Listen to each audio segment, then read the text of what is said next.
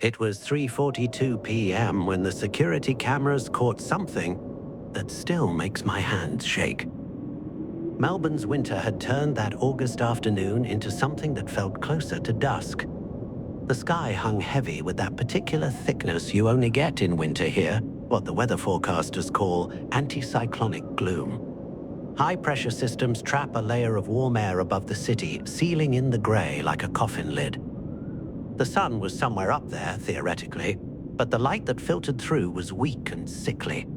I'd closed the blinds halfway, not for warmth but for privacy, leaving the house in a strange twilight that made the clock on my laptop feel like a lie. My husband was 45 kilometers away at his office. I was alone in our new house in one of those developing suburbs where the lots outnumber the people, where half-finished frames of future homes stand like skeletons against the grey sky. We'd moved in 3 months prior, drawn by the space and the price, but there's something unsettling about being one of only 3 occupied houses on a street designed for 30. Construction sites surrounded us, piles of timber, stacks of bricks, muddy tire tracks frozen in the cold earth. During the day there were workers, the sounds of hammering and drilling, but by 3 p.m. they were gone. The silence that followed was total. I was on a Microsoft Teams call, half listening to someone drone about quarterly projections, when I heard it. Not the doorbell, just knocking. Hard, insistent knocking that rattled the glass panels on the front door. My first thought was delivery.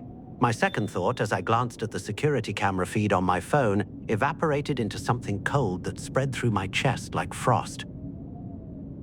A man stood on my porch, shirtless, in 8-degree weather. His skin had that bluish tint you get from the cold, or from something else. He was large, maybe 6'3", with the kind of build that comes from years of hard labor or harder living. But it was his movement that frightened me, that swaying, uncoordinated lurch, like a marionette with tangled strings. He pressed his face against the glass, cupping his hands around his eyes to see inside. I muted myself on the call. My cursor hovered over the camera feed, fingers frozen. He started yelling, "Open up! Open up!" The words slurred together, thick and wet. He banged on the door with both fists, and the sound echoed through the empty house like thunder in a canyon. My closest neighbor was 6 houses down, the construction workers were gone, my husband was 45 kilometers away. I was alone. The banging escalated. He grabbed the handle and wrenched it, but the lock held. Thank God the lock held. Then he disappeared from the frame, and for a moment, I felt a flicker of relief. Maybe he was leaving. Maybe he realized he had the wrong house. Then I heard the sound of splintering wood. I checked the side camera. He'd walked to the construction site next door and grabbed a length of 2x4, the kind of timber they use for framing. He was walking back toward my house with it held like a baseball bat. I called the police.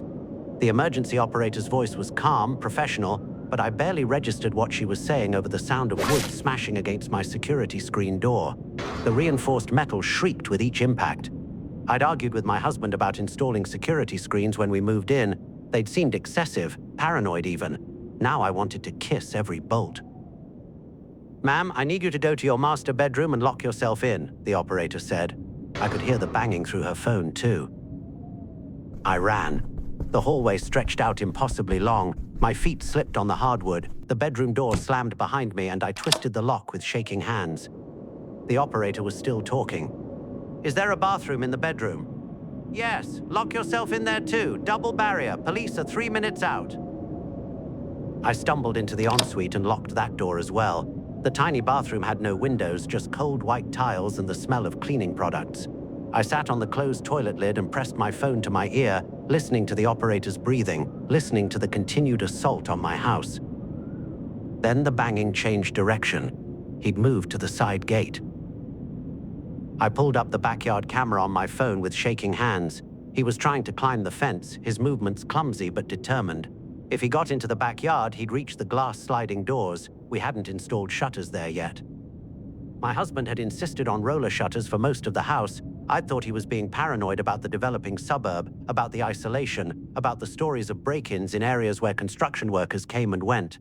Now I lunged for the control panel beside the bed, jabbing buttons until I heard the mechanical groan of the metal shutters descending over the back doors. The sound enraged him. Through the phone speaker, through the walls, I heard him roar and the renewed pounding. He was hitting the shutters now, the metal ringing like a struck bell. Each impact sent a jolt through my nervous system. My jaw clenched so hard my teeth ached. 20 minutes. The operator said it had been 20 minutes, but it felt like hours, days. A lifetime trapped in a cold bathroom while a stranger tried to break into my home in the grey afternoon gloom of a Melbourne winter. Then, finally, sirens. I heard them before I saw the lights, that rising wail that cuts through everything else. The banging stopped. The operator told me to stay where I was until police gave the all clear, but I inched out of the bathroom and pulled up the front camera feed. 3 police cars, lights swirling blue and red against the grey sky. Officers poured out and I watched them spot his car parked crooked across my driveway, one wheel up on the curb. They followed the muddy footprints he'd left, jumped my side gate and disappeared into the backyard. I heard shouting, the deep commands of police, the incoherent yelling of the intruder. Then quiet. The knock on my door 10 minutes later was professional, controlled. "Police, ma'am, it's safe to come out." My legs barely held me as I walked to the door.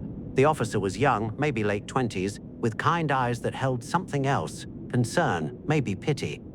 "We've got him, are you hurt?" I shook my head. Words felt stuck somewhere in my throat. "He's in the ambulance now. Australian law requires we medically sober him before arrest." Whatever he was on, it was significant. The officer glanced back toward the street where I could see the ambulance, its lights still rotating. "We towed his vehicle. Muddy footprints match. He was definitely trying to access your property." "Why?" The word came out cracked, dry. The officer's expression shifted to something almost apologetic. "He thought this was a different house. There's a place down the street, 2 blocks over, known drug house. He was looking for product, we think. Got confused, mistaken identity." I'd spent 20 minutes in a bathroom fearing for my life because a drugged-out stranger had gotten the wrong address. After they left, I called my neighbor, the only one close enough to matter, a woman with 2 small children. She answered on the first ring, voice bright. "Hey, how are you?" I told her. Her voice went flat, then scared. "Oh my God, with my kids here, during the day? I'm sorry, I just thought you should know." We hung up and I sat in my living room for a long time, staring at the damaged security screen, at the gouges in the wood where he'd struck it. The afternoon faded into real dusk, then night. The construction sites around us vanished into darkness. My husband came home to find me still sitting there, still shaking. The security camera footage was time-stamped clear. I uploaded it to Imgur, shared it with police. Evidence, proof. But even with proof, even with him caught and charged, the fear didn't leave. For weeks after, every sound made me jump. A car door slamming, wind rattling a window, the settling of the house in the cold. I'd check the cameras obsessively, scanning for movement in those grey winter afternoons when the light died early and the construction site stood silent and empty. The security screens we'd argued about became talismans. The roller shutters that had seemed excessive became necessities. My husband never said "I told you so," but I saw it in his face, relief that he'd insisted, terror at what might have happened if he hadn't. Melbourne's winter deepened. The days grew shorter, the anticyclonic gloom thicker. But inside our house, every door stayed locked, every camera stayed on, every shutter ready to descend at the press of a button. Because I learned something that grey August afternoon, isolation isn't just about distance, it's about how long it takes for help to arrive. It's about being alone when someone decides your door, your windows, your life looks like something they want.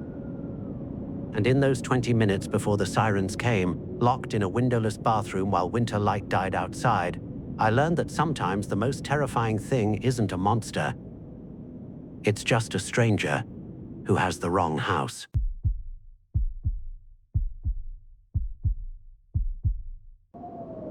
It was midnight when I found out a murderer was running through my backyard. I was in my old bedroom on the 2nd floor, the one with the creaking floors and the window that never quite sealed right, letting in drafts of winter air that made the curtains flutter. My baby daughter slept in her bassinet beside the bed, breathing softly, oblivious.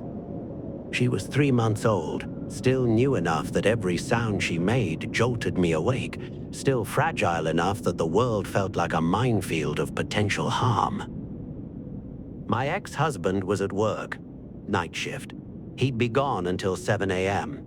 It was just me and her in the old house, with the winter dark pressing against the windows like something solid, something that wanted in. I'd just fed her, burped her, laid her back down in that careful way you learn as a new mother, the extraction maneuver, where you ease a sleeping baby from your arms to the mattress without waking them. Success. I climbed into my own bed and pulled out my phone, scrolling through Facebook to decompress, to let my brain settle into sleep mode. That's when I saw the posts. At first, it was just one friend sharing a local news article, then another, until my feed was flooded with shares and comments and warnings. Lock your doors, stay inside, police are searching the area.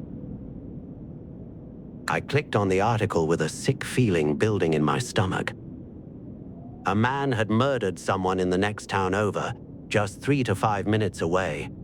He was on the run, last seen heading toward our area. Police were conducting an active search. Residents were advised to lock all doors and windows and call 911 if they saw anything suspicious. The town name in the article was too close. The description of the area matched too well. I lived in a rural part where houses were scattered, where winters meant the woods between properties became impassable tangles of bare branches and frozen ground, where help, if you needed it, was always too far away. I texted my ex. There's a murderer on the loose. News says he's near us. Lock your car doors, it works. His response came back almost immediately.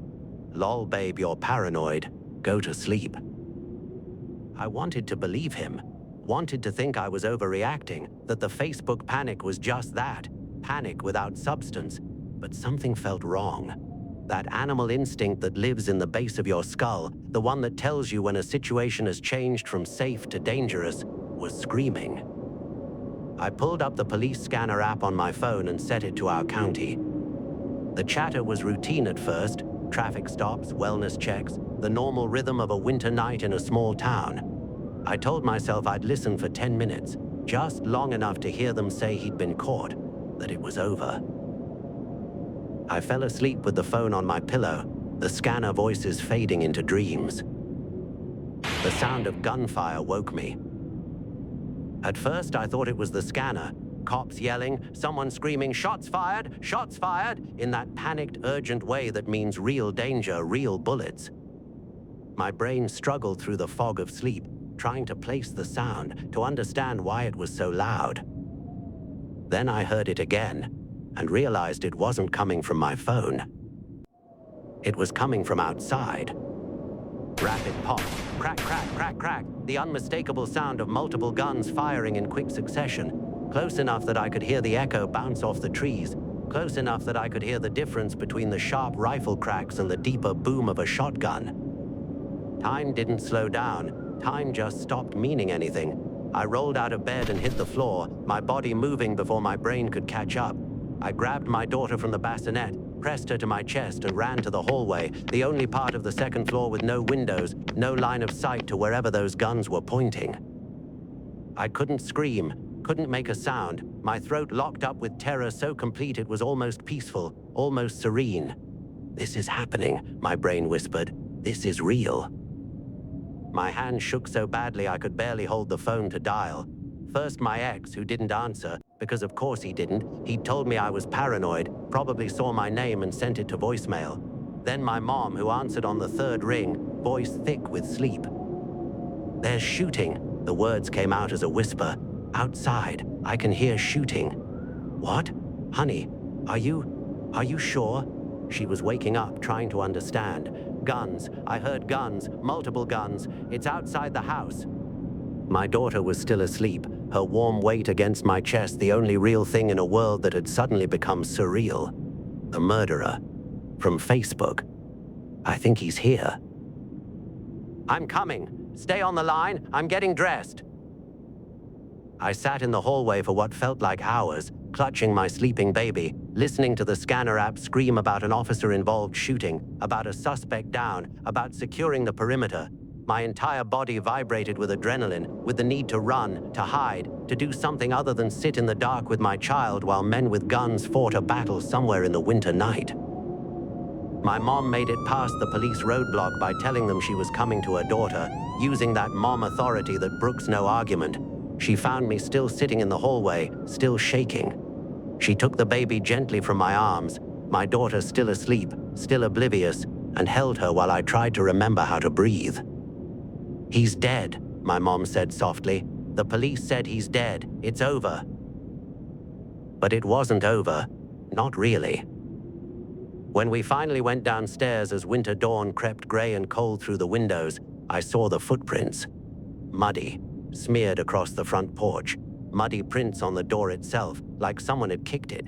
Tried it. Maybe tried it was what woke me in the first place, before the scanner, before the shooting. Maybe some part of me had heard him there, heard him testing whether I'd locked up, whether I was an easy target. My ex-husband arrived around 5 a.m., his skepticism shattered by the reality of police cars and roadblocks. We sat in the kitchen with all the lights on, drinking coffee neither of us wanted, passing my daughter back and forth like a talisman against the horror of what had almost happened. The details came out slowly. The man had killed someone in the next town, then ran. He'd come through our woods, the woods directly behind our house, the same woods I'd walked through 100 times in daylight thinking them safe. He'd killed again at the house directly behind ours. Our backyards essentially touched, separated only by a thin line of trees. Then he'd run back toward the road and the police had caught up with him there. The shooting I'd heard was them putting him down. He'd died in my woods, in the patch of trees I could see from my bedroom window. While I sat in the hallway clutching my baby, he'd been bleeding out less than 50 yards away. Later that morning, after the sun was fully up but the temperature had barely risen above freezing, I stood on the back porch smoking a cigarette. I'd quit smoking during pregnancy, hadn't touched one since, but I needed something to do with my hands, something to ground me in the cold reality of daylight. The reporters came around 8 a.m., vans with satellite dishes, people with cameras, a woman in a red coat who knocked on the door and asked if I'd talk about what I'd heard, what I'd seen. "It would really be powerful," she said, "if you could hold your baby on camera. The viewers would really connect with that." I looked at this woman, at her styled hair and her makeup and her expectant smile, and felt something cold and hard settle in my chest. She wanted to use my fear, my daughter's existence, to make good television. She wanted to turn the worst night of my life into content. I blocked her number, blocked them all, let them film the porch, the woods, the police tape, but my daughter's face wouldn't be part of their story. The footprints stayed visible for 2 more days before the weather washed them away. Every time I walked past that door, I saw them. Saw the muddy outline of a boot, size 11 or 12, toe pointed at my entrance. Saw the smear where he'd pushed or kicked, testing. Wondered what would have happened if I hadn't locked up, if I'd been careless just that one night. I quit smoking again after that brief relapse. Seemed important somehow, to not let that night change me permanently, to not carry it with me in every choice I made. But some things did change. I got a dog, a big one. I installed motion sensor lights that turn the backyard into day at the slightest movement. I never ever forgot to lock the doors. My ex and I divorced eventually, for reasons unrelated to that night, but I wonder sometimes if the fear I'd heard in his voice when he finally arrived and saw the police, the roadblocks, the evidence that I hadn't been paranoid after all, I wonder if that stuck with him too. The knowledge that his wife and infant daughter had been alone, unprotected, while he'd dismissed my concerns with lol. But the worst part, the part that still gives me goosebumps on winter nights when the darkness comes early and stays late, isn't what happened. It's what almost happened. Those footprints on my door, that moment when a man who'd already killed twice stood on my porch and tried my lock. If I'd forgotten, if I'd been distracted while putting the baby down, if the door had been open. He was looking for a place to hide, police said later, looking for somewhere to hole up, maybe take hostages. A woman alone with a baby would have been perfect, vulnerable, easy to control, sympathetic enough that police might negotiate instead of storm. I was 3 minutes from death that night, 3 minutes and a locked door. Winter doesn't feel the same anymore. The darkness isn't peaceful, it's thick with possibilities, with what-ifs, with the knowledge that sometimes the monsters are real And sometimes they die in your woods while you sit in a hallway holding everything you love, praying to whatever will listen that locked doors hold. The dead man stayed in my woods for hours before they removed him. They had to process the scene, take photos, collect evidence. Somewhere in police archives there are photos of my backyard, my trees, marked with little yellow evidence tags where the bullets hit, where he fell, where he stopped moving. I never looked at them, didn't need to. The memory of that night, the gunfire, the fear, my daughter sleeping through all of it with that perfect infant peace, that's vivid enough. Some nights I still wake up to phantom sounds of shooting. My daughter is older now, in her own room, safe behind her own locked door, but I check it every night before bed. Check all the doors, check all the windows, turn on the motion lights and scan the backyard for anything that doesn't belong. Because I learned that winter night that there are people in the world who will run through the cold and dark and kill without hesitation. That proximity to violence is often just luck, just chance, just being in the wrong place with the right door to try. And I learned that sometimes the only thing between you and horror is a lock you remembered to turn, a precaution you didn't skip, a moment of vigilance in a world that tells you you're paranoid. Sometimes paranoia keeps you alive.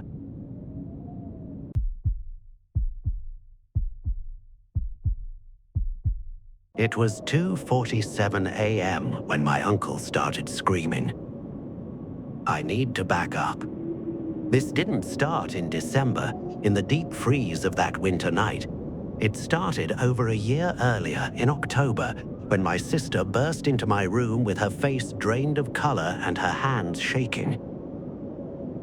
"There's someone outside my windows." October was hot that year, unseasonably warm, the kind of weather that makes you sleep with windows cracked open, makes you lazy about locks. Our house backed onto woods, dense enough that during the day they felt peaceful, mysterious. At night, they were just dark. My sister had been doing homework, hunched over her desk with her lamp on, when she heard it. Footsteps in the leaves. Not the random crunch of an animal, but the deliberate rhythmic press of human feet. She'd frozen, listening as the sound grew closer, closer, until it stopped directly outside her ground floor window. We ran out together, me grabbing a flashlight, her gripping my arm hard enough to bruise. I swept the beam across the yard into the tree line. For just a second, I thought I saw movement, something pale disappearing between the trunks.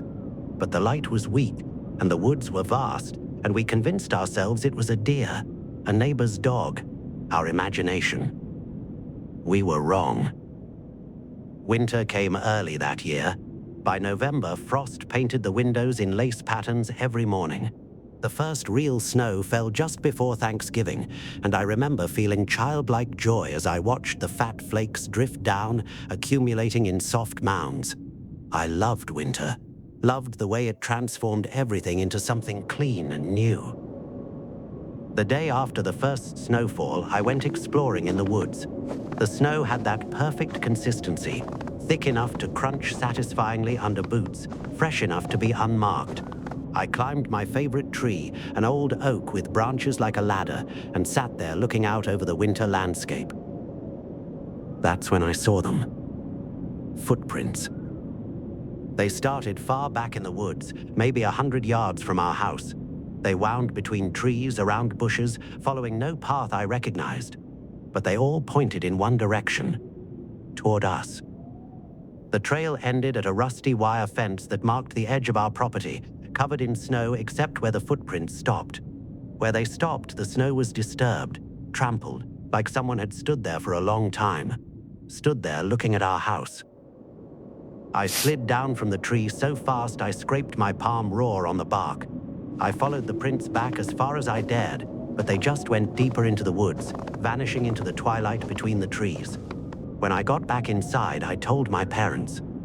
My dad checked the fence, checked the locks, set the alarm. He said it was probably just a hiker who got lost, cut through our property. But hikers don't stand at property lines in the snow, staring at houses. The incident stopped for a while, long enough that I almost forgot. Long enough that when October came around again, over a year after my sister's first scare, I'd relaxed. The woods were just woods. The sounds were just sounds. Then my door opened in the dark. I always slept with my door closed and locked. Always. It was one of those quirks I'd developed, needed that barrier, that privacy, that sense of security. So when I woke to the sound of my doorknob turning, to the whisper of hinges moving, my heart stopped before logic could catch up. My room was pitch black. No moonlight, no streetlight, just the kind of absolute darkness you get in October before daylight saving ends, when 3 a.m. is as dark as the void. I lay frozen, blankets pulled up to my chin, listening to my door creak slowly open. I waited for footsteps, for breathing, for something. Nothing came. With shaking hands, I found my phone on the nightstand and texted my family group chat. Did someone just open my door? The responses came back one by one. No, no, no. I grabbed the baton I kept by my bed, one of those collapsible metal ones, and crept to the door. My father met me in the hallway, kitchen knife in hand, his face grim. We searched the house together. Every room, every closet, every shadow. The alarm was set, every door was locked, every window latched. Nothing. No one. But my door had opened. I knew it had. The air in my room had changed, the temperature drop you get when a closed space is suddenly exposed to the rest of the house. I hadn't imagined it. We changed the locks the next day. We added motion sensors. We rechecked the alarm. Winter deepened, and for a while I thought maybe we'd scared him off, whoever he was. Maybe the security measures had worked. Then December came, and my uncle saw him. My uncle and his wife were visiting with their baby, staying in our finished basement. It was the dead of winter by then, the kind of cold that makes the house creak and groan, that seeps through walls and under doors. Snow lay thick everywhere, pristine and undisturbed. Until it wasn't. My uncle woke around 2:30 a.m. with that feeling. You know the one, the primal awareness that you're being watched. He opened his eyes to see a face in the window. A man, thin, almost skeletal, shivering violently in the cold. His hair was long, flowing past his shoulders in tangled strings. He was leaning to the left slightly, his breath fogging the glass, just staring at my uncle and the sleeping baby beside him. My uncle grabbed his daughter and ran upstairs screaming. We all woke to chaos, everyone shouting, lights blazing on, my father calling 911 while my mother corralled us away from windows. By the time police arrived and we went outside to check, he was gone. But he'd left evidence this time. In the thin line of dirt that bordered the basement window, pressed into the narrow strip the snow hadn't quite covered, was a partial footprint. Just the toe of a sneaker, but visible enough, clear enough. It matched where the man had been leaning, left foot forward, body tilted, exactly as my uncle described. Police took photos, took statements. They searched the woods with flashlights, but you could hide 100 people in those trees in winter darkness. They found nothing. No tracks led away from the house. The snow was too disturbed by their own boots by the time they thought to look. No one was caught. No answers came. We stayed on high alert after that. Every sound was investigated, every shadow checked. The winter pressed in around us, dark and cold and endless. I barely slept. It was maybe 2 weeks later when I reached my breaking point. I'd been lying awake for hours, too anxious to sleep, too exhausted to stay alert. The stress was crushing. Finally, around 1 a.m., I gave up and unplugged the dim Christmas lights I'd been using as a nightlight. They were too bright, keeping me awake. I pulled a pillow over my head to block out any remaining sound and finally started to drift off. Then I heard it, a quick strum on a guitar. My sister's acoustic guitar sat in the corner of her room, just down the hall from mine. The sound was unmistakable, fingers brushing strings, too deliberate to be the house settling, too musical to be anything but human. Then something fell. Not a big crash, but the distinct sound of an object toppling, followed by hands catching it. That fumbling sound of someone trying to stop something from hitting the ground and only partially succeeding. Someone was in the house, inside, with us. I lay rigid under my pillow, saliva building in my mouth as fear locked my throat. Every instinct screamed at me to move, to run, to do something, but I couldn't. If I moved, if I made a sound, they would know I was awake. They would know I'd heard. I don't know how long I lay there, minutes that felt like hours, listening to my own heartbeat thunder in my ears, waiting for footsteps in my room, for my door to open again, for hands to reach out of the darkness. Then my sister whimpered. The sound broke the paralysis. I grabbed my phone and baton and burst into her room, light blazing, yelling, "Get out! Get out!" She sat up screaming, and then the whole house was awake again. My parents, my uncle, everyone running, lights on, doors opening. We checked everywhere. Her guitar was fine. Nothing was out of place. But my sister had heard it too, woken to the sound of movement in her room, the sense of a presence. I stood in the hallway and cried, just broke down, shaking and sobbing, because the worst part wasn't that someone kept getting in. The worst part was imagining my family dead. Every time something happened, every time a door opened or a sound broke the silence, my mind would flood with images of finding them in their beds, throats cut, eyes open, while I slept through their murder. The police came again, found nothing again. The alarm had been set, the doors were locked, the motion sensors showed no trips. But something had happened. Someone had been there. We documented everything, hoping for a pattern, some logical explanation. The temperatures outside that night were below freezing. Whoever he was, he'd been out there in the brutal cold, patient enough to wait, to watch, to strike when we were at our most vulnerable. They say he's still out there. We never caught him, never even got a clear look, except for my uncle's glimpse of that pale, shivering face in the window. The police theorized it was a stalker, maybe someone who'd fixated on our family, our house, someone who knew the woods well enough to come and go without leaving obvious trails. We ended up moving 6 months later.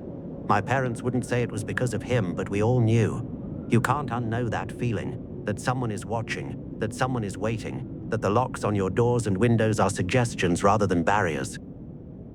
I still think about him sometimes, wonder if he went back after we left, stood at that wire fence in the snow, staring at the empty house. Wonder if he found a new family to watch. Wonder how many times he'd been inside before we ever knew. The worst part isn't wondering if he'll be caught. The worst part is wondering how many nights he stood in our rooms while we slept, close enough to touch, silent enough that we never knew. Winter taught me that darkness isn't the scariest thing. The scariest thing is never knowing when someone is standing right beside you, breathing the same air, waiting. Just waiting. If you loved listening to the stories, please subscribe for new stories weekly and keep supporting the channel. Like and comment below to let me know which story you liked the most.